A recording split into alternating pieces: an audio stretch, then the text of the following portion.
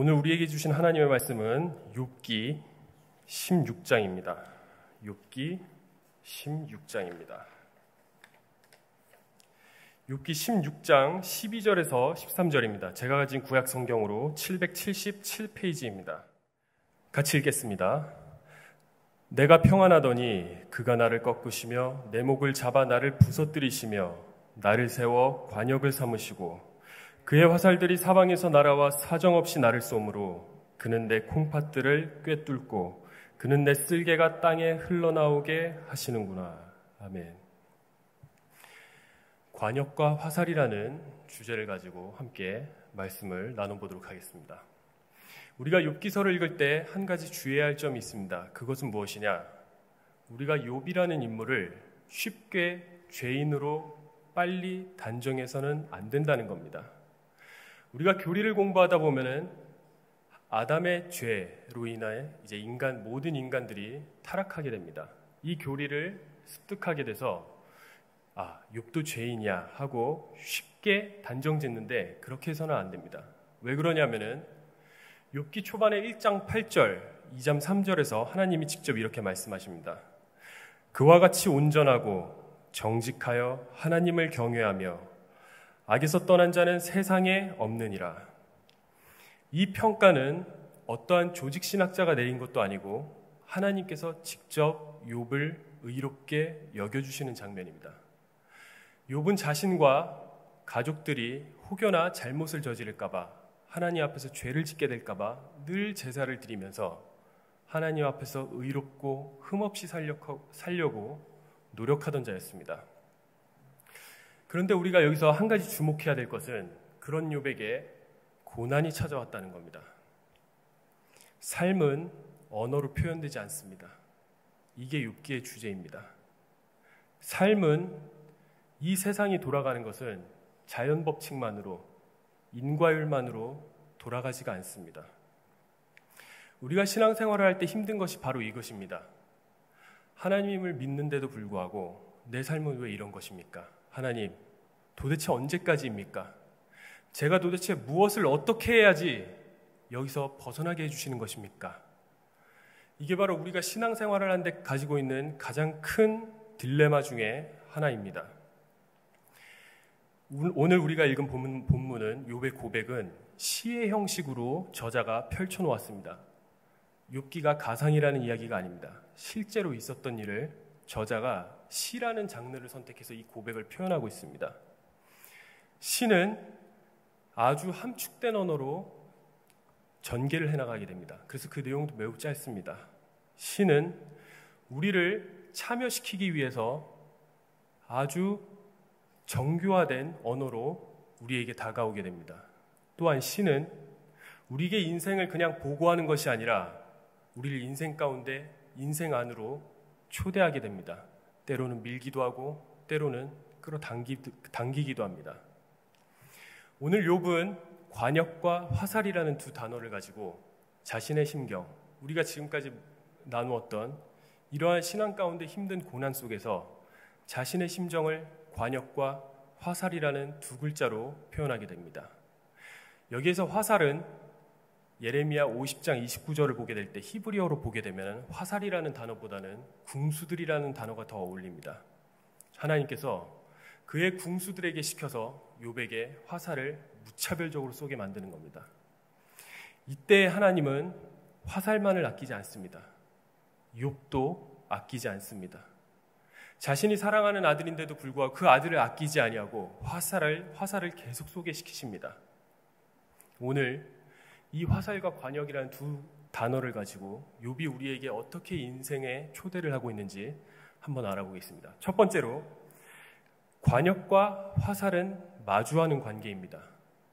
궁수들은 화살은 관역의 옆에서 혹은 뒤에서 날아오지 않습니다. 철저하게 서로를 마주보고 날아오게 됩니다. 이것은 무엇이냐? 우리가 하나님을 똑바로 제대로 마주하고 있을지라도 우리에게 언제든지 고난이라는 화살이 찾아올 수 있다는 것입니다. 12절 초반에 보면은 내가 평안하더니 라는 단어가 있습니다. 여기서 쓰인 단어는 샬레브라는 히브리어 단어인데 평온하다, 잠잠하다라는 뜻을 가지고 있습니다. 이 단어가 어디에서 쓰이느냐? 시편 73편 12절에서 쓰이게 됩니다. 시편 73편은 의인보다 악인이 형통하는 것에 있어서 시인이 매우 절규하면서 괴로워하는 내용을 담고 있습니다. 물론 이것만이 전부는 아닙니다. 욥도 마찬가지입니다. 시편 73편에 나오는 악인 묵지 않게 욥도 하나님과 함께하며 형통한 자였습니다.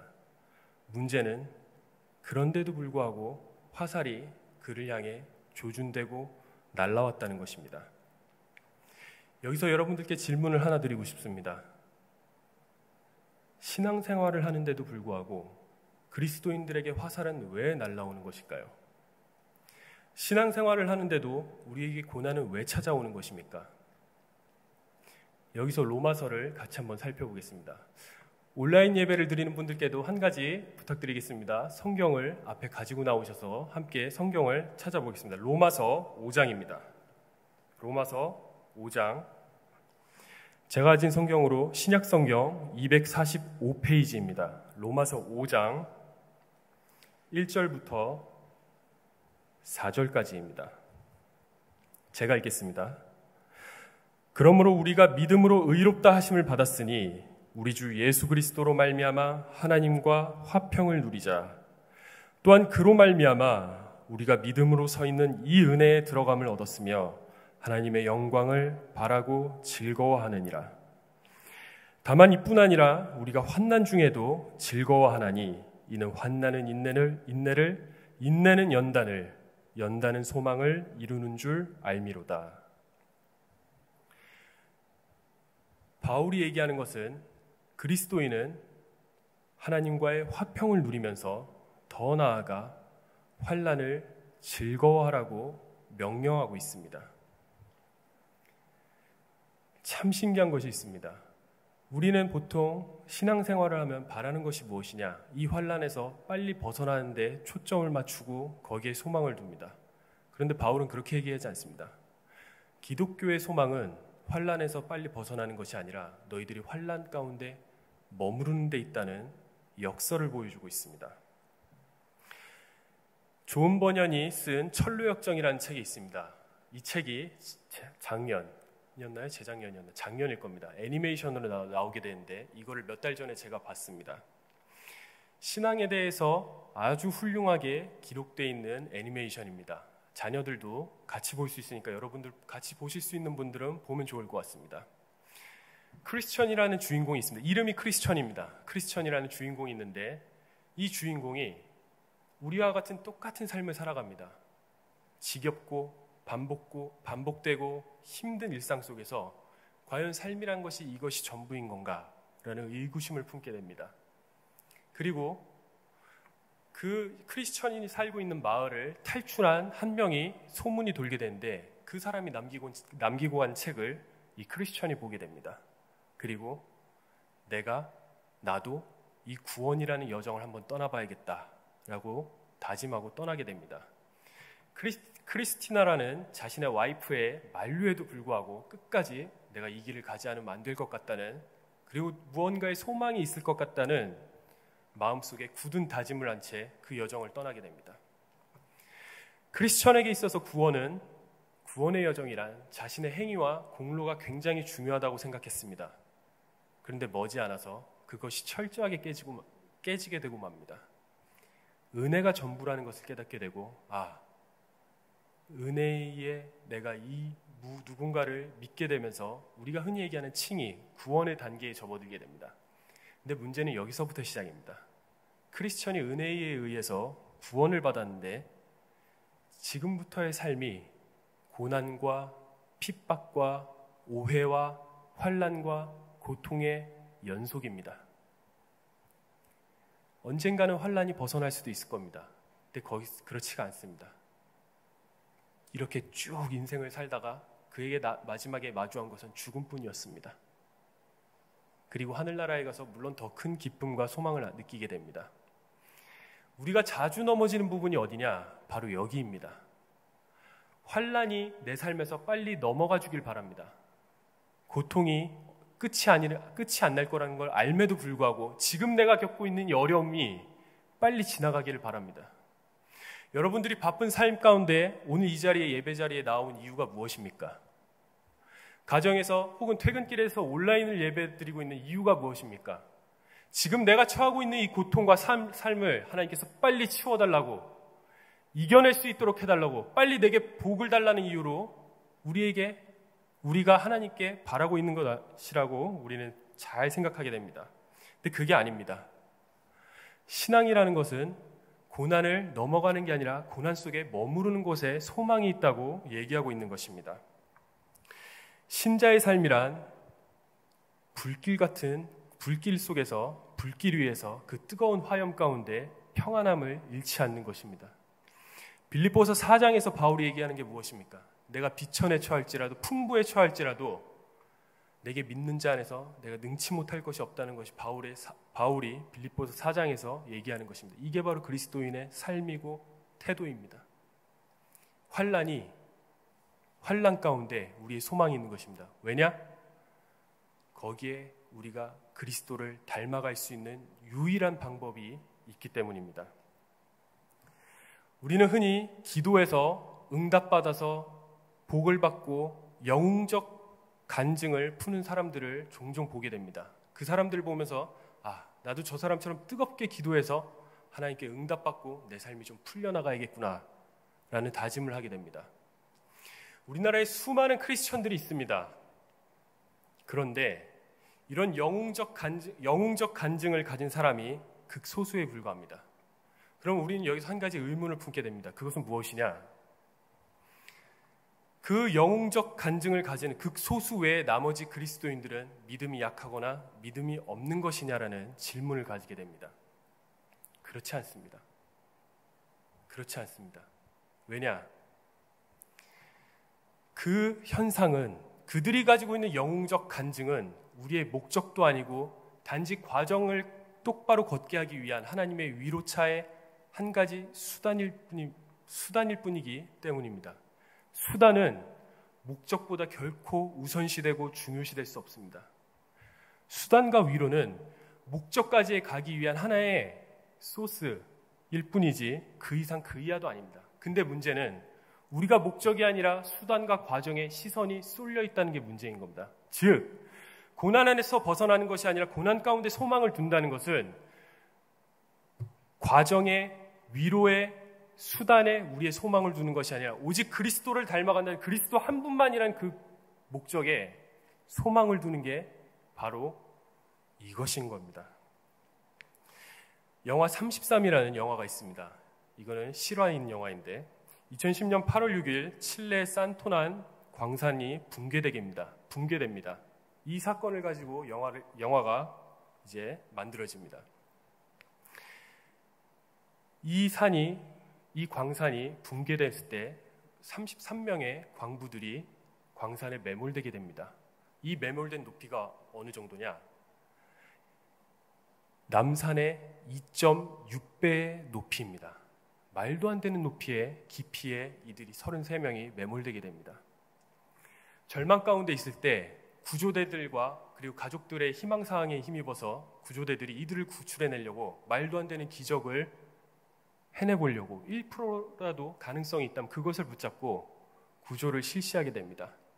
17일 뒤에 남산의 2.6배의 깊이를 뚫고 드릴로 구멍을 뚫은 다음에 로프에 쪽지를 매달아 생사를 확인하게 됩니다.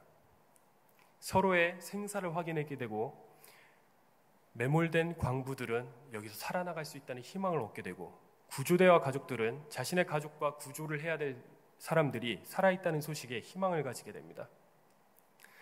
이때부터 48시간마다 광부들이 어떻게 먹느냐? 과자 반 조각, 참치 통조림에 2숟가락, 우유 반 컵만을 가지고 생계를 유지하게 됩니다. 69일이 지나자 이 광부들이 기적적으로 그 매몰된 광산에서 한 명도 낙오 없이 구출되게 됩니다. 살 수 없는 이 삶에서, 이 매몰된 광산 속에서 이들이 어떻게 말도 안 되는 69일이라는 시간을 이 잊지도 않은 식량을 가지고 버텼다고 생각하십니까? 그들에게 살 수 있다는 빛이 있고 소망이 있기 때문입니다. 우리도 마찬가지입니다. 이 광부들처럼 고난이라는 광산 가운데 우리도 매몰되어 있습니다. 이 고난이라는 광산 속에서 여러분들이 살 수 있도록 지켜주는 소망은 무엇입니까? 빨리 이 고난에서 비껴나가가지고 한숨을 쉬고 안심하는 저희의 모습입니까? 혹은 돈 좀 벌어서 돈 몇 자락 쥐고 사람들을 흔들려는 나의 모습입니까?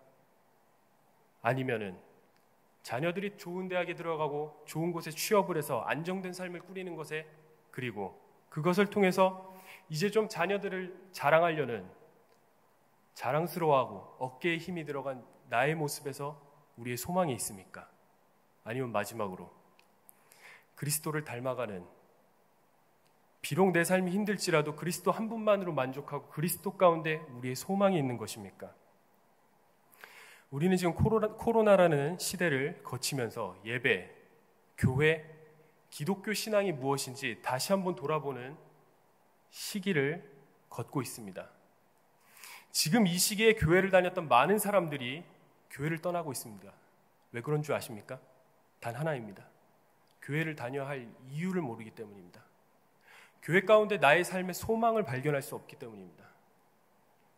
여러분들은 지금 교회에서 어떤 소망을 발견하셨기 때문에 지금 이 자리에 나와 있는 것입니까? 그 소망은 무엇입니까? 적어도 단언컨대 하나로 좁혀질 것입니다. 그것은 지금까지 제가 말씀드린 대로 그리스도를 닮아가는 나의 모습, 거기에 소망이 있기 때문에 우리는 교회에 나오고 예배를 드리고 기독교 신앙생활을 하게 되는 것입니다. 고난을 통해 그리스도를 닮아가는 길 위에 있다는 것은 우리에게 엄청난 기적입니다. 여러분들은 고통스러울 수 있습니다. 그러나 죄인인 우리가 죄를 즐거워하고 죄를 사랑하고 죄를 갈망할 수밖에 없는 우리라는 존재가 하나님을 통해서 죄를 멀리하려고 노력하는 그 시도 자체가, 은총의 빛을 받아가지고 죄에서 돌이키면서 다른 길로 가려는 그 시도 자체가 하나의 기적인 겁니다. 여러분들이 지금 이 길을 걷고 있는 것입니다. 이 길은 그냥 평범한 길이 아닙니다. 이 길은 그냥 마냥 힘들고 지치고 어려운 길이 아닙니다. 이 길이야말로 기적이고 소망인 길인 겁니다. 또 한 가지, 화살은 관역을 뚫고 들어온다는 것입니다. 칼은 관역을 베어버릴 수도 있습니다. 망치는 관역을 부술 수 있을 것입니다. 톱은 관역을 썰어버릴 수 있을 것입니다. 근데 화살은 그렇지 않습니다. 화살은 관역을 뚫고 들어가게 됩니다. 여기서 히브리어 파차츠라는 단어를 욥은 표현하게 됩니다. 이 단어는 뚫고 들어가는 화살의 특징과 다르게 분쇄되고 또한 부수었다는 의미를 가지고 있습니다. 히브리어는 보통 동사가 7가지 기본 형태를 가지고 있는데 여기서 욥은 이 7개가 아닌 희귀한 필펠이라는 형태를 사용하게 됩니다. 이로 인해서 반복과 격렬함의 효과를 극대화시키고 있습니다. 하나님도 마찬가지입니다. 궁수들에게 화살을 아끼지 말고 욥에게 그랬듯이 우리에게 화살을 쏘고 들어가라 그럽니다. 뚫고 들어가라 합니다. 관역을 뚫고 들어가라는 것입니다. 이것은 무엇이냐? 하나님의 일하심이라는 날카로운 화살촉이 나의 이성, 계산, 논리라는 관역을 뚫고 들어가서 철저하게 나의 계산, 이성, 논리라는 관역을 부숴버리는 것입니다. 우리는 이것을 피하고 싶어 합니다. 왜냐? 생각만큼 세상의 논리를 내려놓는다는 것이 인간에게 매우 괴롭고 힘든 일이고 피하고 싶기 때문입니다. 그러나 이 일을 피한 것이, 멀쩡하게 우리가 살아있는 것이 우리의 자랑일 수는 없을 것입니다. 관역 스스로 깨끗하게 존재하기 위해서 있는 존재가 아닙니다. 관역은 화살에 의해서 구멍이 나기 위한 존재입니다. 올림픽에서 양궁을 보시기 바랍니다. 관중들은 관역 스스로에게 환호를 보내지 않습니다. 화살이 관역에 정확히 원하는 목표 지점을 뚫고 들어갔을 때 환호를 지르게 됩니다. 이게 신앙생활입니다.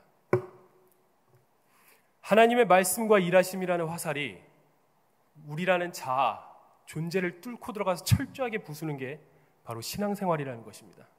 성경이 이것을 전체에 걸쳐서 증거하고 있습니다. 고대 역사에 따르면 우르는 매우 발전된 도시라고 합니다. 그 우르에서 아브라함을 불렀을 때 아브라함의 심정을 보시기 바랍니다. 아브라함은 심지어 여호와 하나님을 알지도 못하는 존재였습니다. 근데 하나님께서 화살로 그의 관역을 뚫고 들어가서 그를 부르게 됩니다. 사무엘이 왕에게 기름을 부으러 갈 때를 보시기 바랍니다. 다윗의 형들이 너무나 잘났음에도 불구하고 사무엘조차 그들이 왕의 후보라고 생각했는데 하나님은 그렇게 생각하시지 않습니다. 가족들이 폄훼하고 무시했던 막내 아들을 선택하셔서 뚫고 들어가십니다. 이스라엘에게 예루살렘 성전은 절대 멸망하지 않을 그들에게 있어서 하나의 신이었습니다. 근데 하나님이 그 성전이 무너질 때 가만히 계십니다. 왜냐? 너희들이 생각하는 거 나는 그대로 가지 않기 때문입니다. 하나님께서 또한 화살을 통해서 성전이라는 관역을 뚫고 들어가서 철저하게 부수십니다. 그리스도의 죽음은 어떻겠습니까? 또한 스데반의 죽음은 어떻겠습니까? 성경 전체에 걸쳐서 하나님은 하나님의 일하심이라는 것은 우리의 이성과 오성을 뛰어넘은 채 철저하게 모든 것들을 인간적인 수단들을 다 차단하고 부수고 계시는 것입니다. 하나님은 이성과 오성에 갇히지 않습니다. 또한 우리가 생각하는 최고와 최선이라는 범주에 들어오시지 않습니다. 욥의 친구들이 여기서 실패하게 됩니다. 자신들이 생각하고 있는 하나님, 자신들의 이성, 그리고 자신들의 최고와 최선의 하나님을 가두게 되고 욥을 평가하게 됩니다. 함부로 속된 말로 지적질하게 됩니다. 여기서 욥의 친구들이 실패하는 것입니다. 코로나라는 시대가 닥치게 되자 신학자들이 가만히 있을 수가 없었습니다. 그래서 자신들만의 책을 펼치게 됩니다. 4명의 신학자가 펼치게 되는데 그 중에 한 명이 먼저 펼치게 됩니다. 코로나가 닥치게 된 것은 인간의 죄로 인해서 하나님의 심판이 임했기 때문이다. 그러니까 우리는 회개해야 된다 라고 주장한 사람이 있습니다. 이 사람이 누구냐? 미국 남침례교에서 우리나라에도 유명한 존 파이퍼라는 신학자이자 목회자입니다. 틀린 말이 없습니다. 전부 다 맞는 말입니다. 근데 문제는 무엇입니까? 우리가 이걸 다 알고 있고 회개도 해봤습니다. 상황이 나아지지 않는다는 것입니다. 우리가 알고 있는 그대로 모든 것들을 해봤지만 세상이 결코 좋아질 생각을 안 합니다. 신천지가 터졌을 만해도 기독교인들, 개신교인들은 매우 기뻐했습니다. 그러나 광화문 사태 이후로 우리 어떻게 됐습니까? 생각지도 못한 일이 벌어지고 말았습니다. 결정적으로 이 존 파이퍼 목사의 의견은 또 한 가지 치명적인 단점이 무엇이냐? 코로나로 인해 힘들어하고 있는 당사자, 환자들, 그리고 유가족들에게 어떠한 위로도 되지 않는다는 겁니다. 어떠한 희망도 주지 못한다는 겁니다. 욥의 친구들이 욥을 비판했던 그 모습, 그대로의 모습을 우리는 어쩌면 볼 수도 있을 겁니다. 이에 대해서 그 후에 또 한 명의 신학자가 글을 기고하게 됩니다. 책도 나중에 냈지만 그 전에 뉴욕타임스에 코로나에 있어서 기독교에 대해 글을 기고합니다. 그는 어떻게 얘기하느냐? 이 코로나를 통해서 우리 기독교인들은 함부로 판단할 수 없다. 우선은 우리가 제대로 알기 전까지는 우리는 아프고 힘들어하는 사람들을 위로해 줄 뿐이다. 이렇게 쓴 사람은 누구냐? 영국의 성공의 주교이자 신학자인 톰 라이트라는 사람입니다. 우리도 마찬가지입니다. 신학자들은 모든 문제에 있어서 성경적으로 답을 해줘야 할 책임이 있습니다. 그러나 나아가서 때로는 용기를 가지고 우리가 알 수 없는 영역에 있어서 모른다고 얘기도 할 수 있어야 됩니다. 우리도 마찬가지입니다. 우리 옆에 힘들어하는 사람이 있습니다. 우리는 그들에게 어떻게 대하고 있습니까? 함부로 지적질하고 있지는 않습니까? 함부로 판단하고 있지 않습니까? 네, 그렇습니다. 여러분들의 눈에 보이는 것이 실질적 문제일 수 있습니다. 그러나 그 문제가 고쳐진다고 그들의 고난과 환난이 과연 좋아질 것이라 생각합니까? 삶은, 인생은 그렇게 쉽고 간단하지 않습니다. 녹록치 않습니다. 수학 방정식 마냥 이렇게 해서 저렇게 대입한다고 쉽게 풀릴 문제가 아닙니다. 근데 문제는 무엇이냐? 우리가 기독교라는 종교 안에서, 성경 안에서 그 방식을 자꾸 찾는 데 혈안이 되어 있다는 겁니다. 하나님은 단순하게 그렇게 갇혀서 역사하시는 분이 아닙니다. 신앙이 때로는 우리의 신앙이 남들에게 이해와 설득이 되지 않을 때가 있을 겁니다. 당연합니다. 왜 그렇습니까? 내 자신도 이해가 되지가 않기 때문입니다. 여러분, 예수님의 탄생을 보시기 바랍니다. 남자를 알지 못하는 여자가 아이를 가지게 되고 낳게 됩니다. 유대인들에게 다시 오실 메시아는 왕으로서 군림한 카리스마적인 통치자적인 군주를 생각했습니다. 근데 나사렛이라는 볼품없는 동네에 몫으로 살아가게 되십니다. 그래서 요한복음 1장 46절에 보면 나다니엘이 뭐라 그럽니까? 선지자의 선한 것이 어떻게 나오겠냐고 반문하게 됩니다. 예수님께서 보여주신 모습은 무엇입니까? 지배가 아니었습니다. 섬김이었습니다. 겸손이었고 순종이었습니다. 기독교가 가지고 있는 모든 것들은 인간이 생각하는 것들을 철저하게 부수게 됩니다. 이게 하나님의 일하심이라는 화살이 인간이라는 존재의 관역을 뚫고 오는 행위입니다. 말도 안 되는 나의 힘든 삶 때문에 가족들과 친구들에게 비난받고 무시와 타박을 당할 수도 있을 것입니다. 그러나 여러분, 걱정하지 마시기 바랍니다. 왜냐하면 그게 정도, 올바른 길을 걷고 있는 것이기 때문입니다. 하나님의 일하심이란 날카로운 화살촉으로 인해서 관역이 뚫릴 때마다 관역은 신음소리를 낼 것입니다.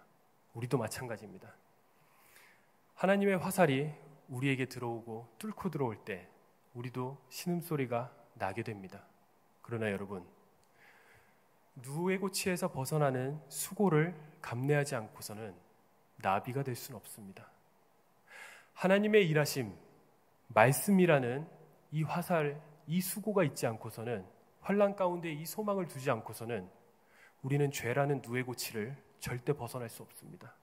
또 한 가지, 나비가 되어서 나비가 아름다운 날갯짓을 인간에게 선사해 주듯이 우리 또한 나비가 되어서 하나님의 아름다움이라는 날갯짓을 나라는 자신, 그리고 우리의 지인들, 가족들에게 그때서야 보여줄 수 있는 것입니다. 마지막으로, 화살은 관역을 향해서 그냥 쏘지 않습니다. 목표 지점이 있습니다.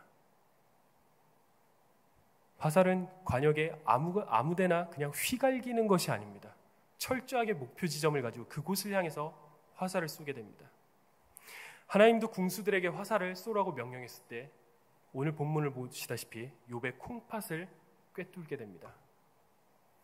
콩팥은 정서와 감정에 있어서 히브리 사상에서 매우 중요한 자리를 차지하게 됩니다. 콩팥을 꿰뚫고 담즙이 땅에 쏟아지게 됩니다. 담즙은 메레라는 히브리어 단어를 가지고 있는데 이것은 쓰라림이라는 동사 마라르에서 파생된 단어입니다. 우리에게 감정적으로 정서적으로 중요한 것을 하나님의 화살이 꿰뚫고 들어오게 할 때 우리에게 남는 것은 단 하나입니다. 쓰라림뿐입니다. 욥은 말 그대로 쓰라린 상태입니다. 자신이 사랑하는 자녀들을 전부 다 잃었습니다. 가지고 있던 재산도 다 잃게 됩니다.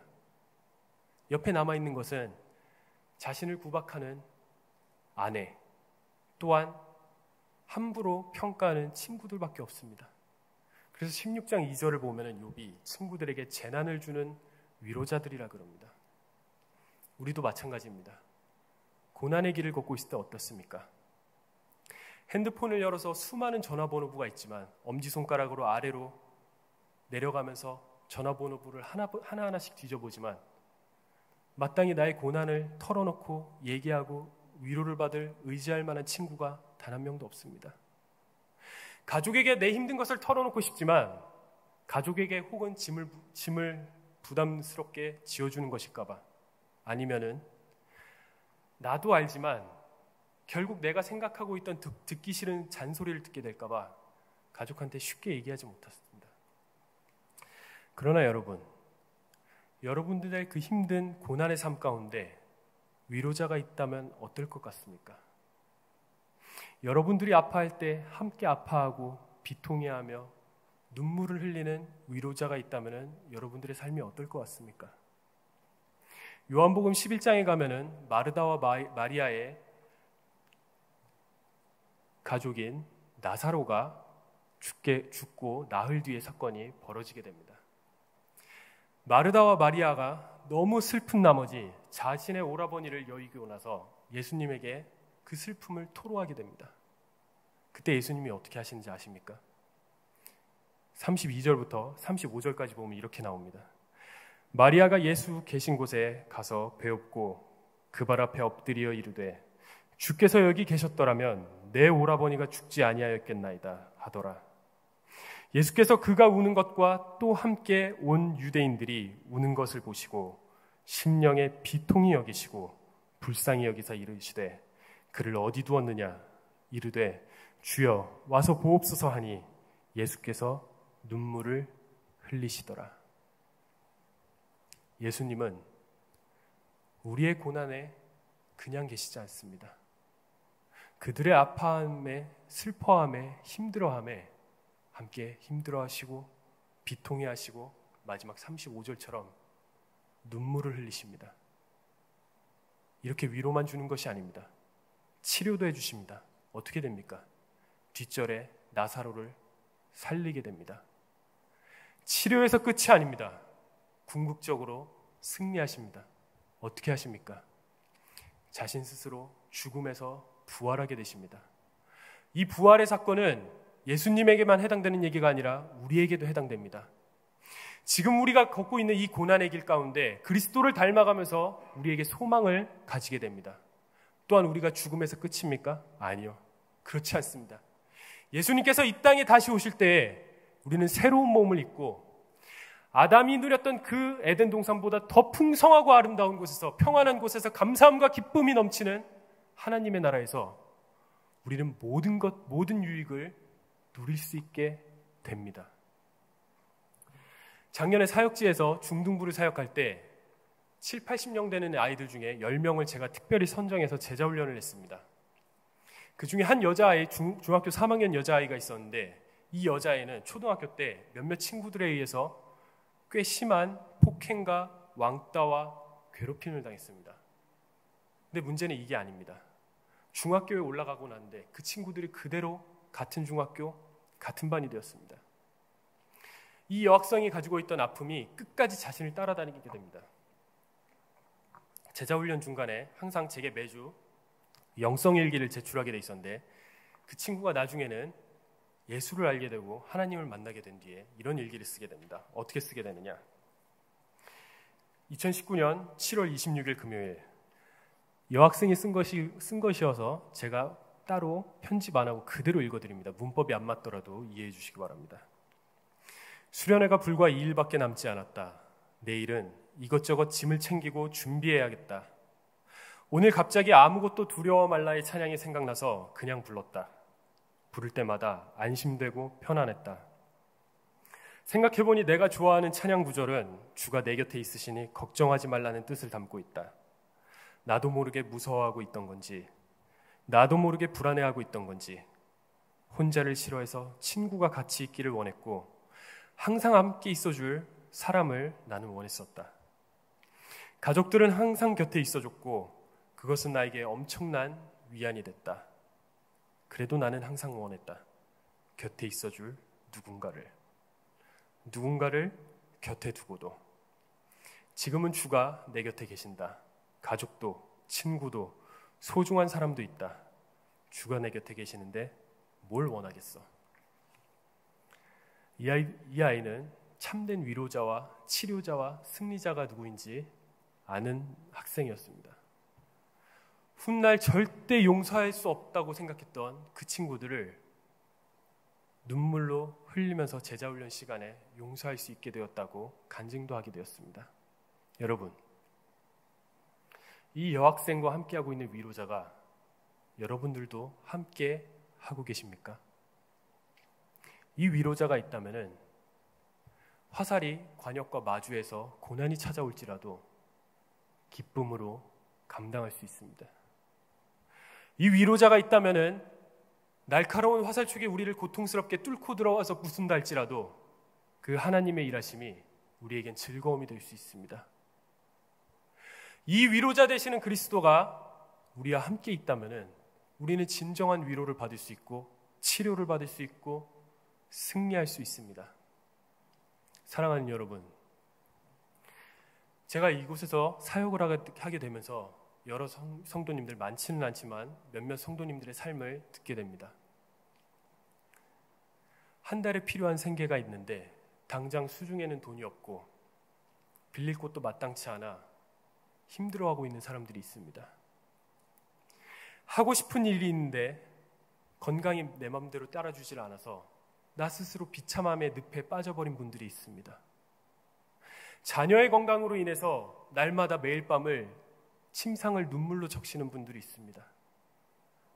하루하루 피로 얼룩진 채 그 상처투성인 나의 상태로 매일 밤 집으로 돌아가는 분들이 계십니다. 그런 분들께 한 가지 말씀드리고 싶습니다. 진정한 위로자가 여러분들과 함께 계십니다. 그 위로자는 여러분들을 위로해 줄 수 있습니다. 인간은 할 수 없지만 여러분들을 치료해 줄 수 있습니다. 여러분들을 승리케 해줄 수 있습니다. 그 진짜 위로자와 함께 살아가고 환난 가운데 소망을 두는 우리 모두가 되기를 주의 이름으로 축원합니다. 기도하겠습니다. 하나님 아버지, 주님이 아니고서는, 그리스도가 아니고서는 이 환난을 우리가 이겨낼 수가 없습니다. 그리스도가 아니고서는 우리가 이 모든 것들을 감당할 수가 없습니다. 우리를 위로해 줄 분이 한 분도 없습니다. 하나님, 그러나 그리스도를 통하여서 우리를 위로해 주시는 분을 놓치지 않을 수 있도록, 깨달을 수 있도록, 알 수 있도록 주님 함께하여 주시옵소서.